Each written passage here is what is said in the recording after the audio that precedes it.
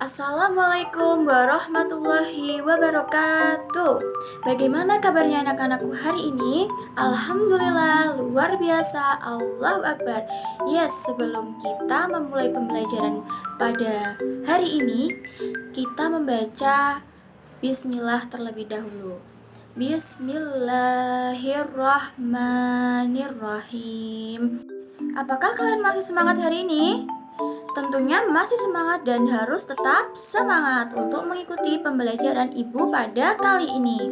Hari ini kita akan belajar tentang apa, anak-anak? Iya, betul sekali. IPAS bab 5 yang topik B yaitu mengapa kita perlu makan dan minum. Tujuan pembelajaran pada kali ini yaitu yang pertama, peserta didik mampu mendeskripsikan proses pencernaan pada tubuh manusia. Kemudian yang kedua, peserta didik dapat menerapkan pola makan dengan menu seimbang dalam kehidupan sehari-hari. Dan mengetahui tujuan pembelajaran, kalian nanti akan mendeskripsikan bagaimana proses pencernaan pada manusia, kemudian bagaimana menerapkan pola makan dengan menu seimbang dalam kehidupan sehari-hari. Untuk anak-anakku semua, silahkan disiapkan buku pegangan, dan ada buku tulis dan alat tulis untuk mencatat materi yang Ibu sampaikan. Sudah? Oke, sudah, pintar sekali. Anak-anak, apakah kalian sudah sarapan hari ini? Sudah, pintar sekali. Oke, Ibu mempunyai gambar. Coba kalian amati gambar berikut. Mari kita baca bersama-sama ya. Aduh, perutku mengapa sakit sekali ya? Kamu sih sering tidak sarapan pagi dan suka jajan makanan pedas berwarna tajam di kantin.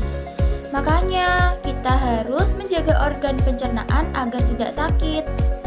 Bagaimana cara menjaga organ pencernaan kita? Yaitu tadi, Ian, kamu harus menjaga pola makan, makan tepat waktu, dan mengkonsumsi makanan sehat. Dari gambar yang sudah kita amati anak-anak, kita dapat menyimpulkan bahwasanya jika kita tidak sarapan pagi, jajan sembarangan, itu menyebabkan organ pencernaan kita terganggu, lalu kita terkena penyakit. Nah, lalu bagaimana cara merawat organ pencernaan itu? Kita melakukan sarapan pagi, makan yang teratur, mengkonsumsi makanan yang sehat. Apakah kalian tahu mengapa kira-kira tubuh kita memerlukan makanan dan minuman? Tubuh kita juga memerlukan makanan dan minuman agar bekerja dengan baik. Makanan dan minuman yang kita konsumsi itu harus bernutrisi, bergizi, dan harus seimbang. Menu seimbang yang harus kita konsumsi itu meliputi apa saja anak-anak? Ada buah-buahan, sayur mayur, lauk pauk, dan ada karbohidrat. Nah, ketika kita mengonsumsi satu jenis makanan saja itu tidak cukup, apalagi kita mengonsumsi banyak makanan yang manis dan berlemak, itu juga dapat menyebabkan tubuh kelebihan berat badan dan rentan terhadap berbagai penyakit. Jadi, makanan atau minuman yang kita konsumsi itu harus seimbang dan harus bernutrisi. Kita bisa lihat pada tabel di samping ya anak-anak bahwa nutrisi yang dibutuhkan oleh tubuh manusia ada protein, karbohidrat, lemak, vitamin, mineral, serat, dan air. Ini dia, Ibu mempunyai contoh makanan yang mengandung nutrisi tadi, yaitu lemak dan protein itu ada di ikan, kemudian daging, keju, dan kacang-kacangan. Karbohidrat ada di umbi-umbian seperti kentang, terus ada jagung, dan ada di nasi. Untuk vitamin, mineral, dan serat kita dapat menemuinya di buah-buahan dan sayur-sayuran. Ini dia, Ibu mempunyai tabel piramida. Di situ ada tulisan presentase di mana untuk menciptakan pola makan yang seimbang ada yang paling atas yaitu 5%. Di situ ada lemak, minyak, gula, dan makanan manis. Kemudian di bawahnya 20% untuk daging, ikan, susu, dan telur. Untuk 35%-nya harus mengonsumsi buah dan sayuran. Dan yang paling bawah, presentasi paling banyak yaitu 40% itu ada di karbohidrat, yaitu roti, nasi, sereal, dan juga umbi-umbian. Itu termasuk juga karbohidrat. Mengonsumsi makanan yang bernutrisi itu akan membantu organ pencernaan kita itu menjadi lancar. Kira-kira anak-anak tahu nggak organ pencernaan manusia itu ada apa aja? Nah, ini dia anak-anak, ada gambar sistem pencernaan pada manusia.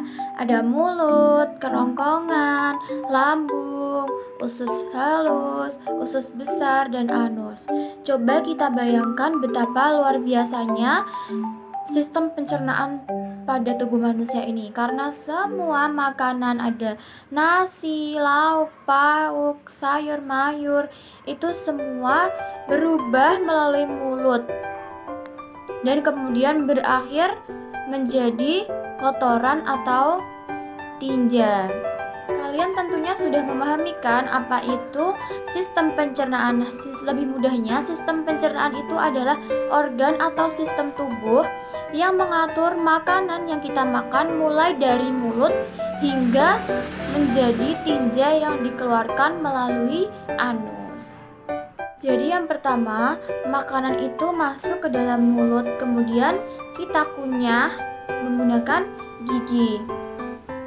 Setelah itu, makanan akan masuk ke kerongkongan. Setelah makanan sampai di kerongkongan, maka akan didorong menuju ke lambung dengan adanya gerakan peristaltik. Gerakan peristaltik merupakan gerakan pada sistem pencernaan manusia yang merupakan gelombang kontraksi secara berturut-turut. Setelah makanan sampai di lambung, maka di lambung ada enzim yang fungsinya untuk menghancurkan karbohidrat, lemak maupun protein. Nah, di lambung itu juga terdapat asam lambung, di mana asam lambung itu akan membunuh kuman bakteri yang ikut di dalam pencernaan atau di dalam makanan itu. Makanan yang telah hancur dari lambung itu berbentuk bubur atau pasta, kemudian menuju usus halus. Di dalam usus halus anak-anak terjadi proses penyerapan sari-sari makanan yang kemudian akan diubah menjadi energi di dalam tubuh kita. Oleh karena itu, mengapa kita harus makan makanan yang bernutrisi dan bergizi agar kita mempunyai energi yang kuat untuk melakukan aktivitas sehari-hari. Lalu, bagaimana sisa makanan yang tidak terjadi penyerapan di usus halus akan menuju ke usus besar, di mana sisa-sisa makanan yang tidak melalui penyerapan itu masuk ke usus besar atau hanyalah ampas atau sisa makanan yang tidak dapat diolah lagi. Ampas makanan ini disebut tinja atau feses.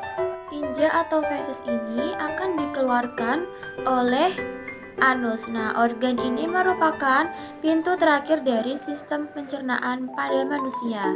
Di dalam anus terdapat otot yang dapat menahan feses agar tidak keluar. Sekian penjelasan Ibu secara singkat mengenai sistem pencernaan pada tubuh manusia. Untuk itu, selanjutnya Ibu akan memberikan tugas kepada kalian. Silakan dibuka buku halaman 148 dengan judul Seimbangkah Pola Makanku. Nah, di situ nanti akan dikerjakan secara kelompok ya anak-anak. Ibu akan membagi kalian menjadi, di sini kan ada 20 siswa. Ibu akan membagi menjadi 4.